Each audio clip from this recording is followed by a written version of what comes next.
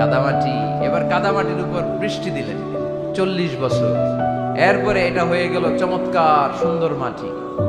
এর উপর আল্লাহ সাইয়েদনা আদম আলাইহিস সালামের 60 হাত লম্বা কায়া বানালেন দেহ।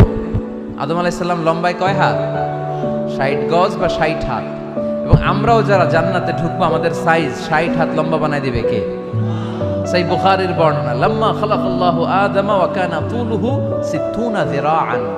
যখন আল্লাহ তাআলা আদম আলাইহিস সালামকে বানালেন 60 হাত লম্বা করে বানালেন।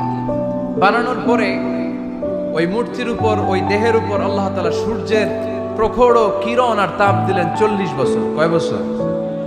এই 3 ধাপে সাইয়েদনা আদম আলাইহিস সালামকে বানানোর পরে রূহের ফুৎকার দিলেন আর সাইয়েদনা আদম আলাইহিস সালাম কথা বলতে শুরু করলেন। পড়েন সুবহানাল্লাহ।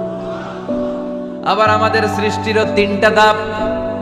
1 নাম্বার ধাপ নুতফা, আরেক নাম্বার ধাপের নাম হলো আলাকা, আরেক নাম্বার ধাপের নাম হলো মুদগা। প্রথমে ছিলাম নাপাক পানি, তারপরে হয়ে গেলাম জমাটবদ্ধ রক্তপিণ্ড, তারপরে হয়ে গেলাম গোশতপিণ্ড। নাপাক পানি থেকে রক্তপিণ্ড হলাম, রক্তপিণ্ড থেকে গোশতপিণ্ড হলাম।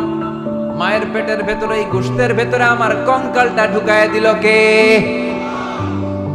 এরপর চামড়া দিয়ে আমারে প্যাকেট করা হলো। ফাতাবারাকাল্লাহু আহসানুল খালিকিন। সুন্দর করে দুনিয়ার বুকে আসার তৌফিক আমারে দিল কে?